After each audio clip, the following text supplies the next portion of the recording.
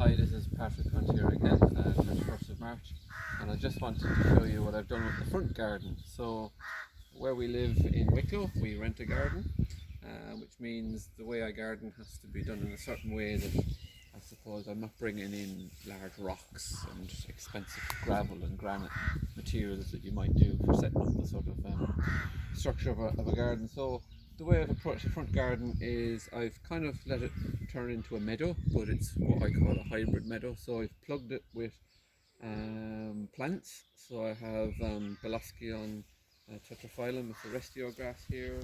We've got some New Zealand flax, which I use for twine, for stringing up bamboo canes when I'm growing runner beans, for example. If we move along here, we've got some daffodils planted through it. Sometimes if I have a plant in the garden that I no longer want, maybe it's just something I've decided to replace, I might try it in the meadow and see if it works. So here, for example, this year I put in giant scabious, Cephalaria gigantea, and I think it will be, good enough to fight its battles with the grasses. For the last couple of years now, I've had yellow rattle in here, and each year I'm noticing that the grass is becoming shorter and shorter, and that's how I created the meadow. Basically, I put the yellow rattle down in the autumn a couple of years ago, and each year then I harvest it and I sprinkle it to new parts of the garden. So if it's not dense enough in some places, I'll introduce it a bit more. And then as we move down along here, then I have some Sambucus nigra. I've plugged in as well some peonies. I have here a cardoon. Again, it was in the back garden, but I moved things around a lot, so I decided to get rid of it. Over there in the centrepiece, we've got some cyclamen and a beautiful tree. One of the really nice trees in the garden. Phyllum japonicum. It's only a wee tiddler now, but that's going to be the centre of the garden in a few years' time.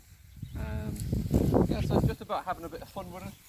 I've got lots and lots of successional bulbs coming up. We've got some daffodils at the moment, but there's tulips here, there's alliums, and then of course there's the wildflowers, and there's lots and lots of interesting wildflowers that I've reintroduced. Locally, I've actually gone and collected wildflower seed. So native species of wildflower seeds like lady's bedstraw, philopendula, meadow sweets, oxeye daisies, and lots of others as well.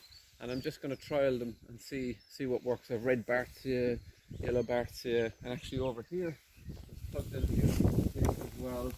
We've got a few nepeta. So these were plants that I divided. I had bought one and it just kept growing, so I divided them up. So I've got some nepeta coming up through the meadow. So as I say, it's this sort of hybrid meadow. And it's really easy to maintain this because it just involves a cutting right to the ground of the grasses in the autumn once a year. So I'll strim it and then I'll leave it there for a few days just for the seeds to drop, the wildflower seeds and so on.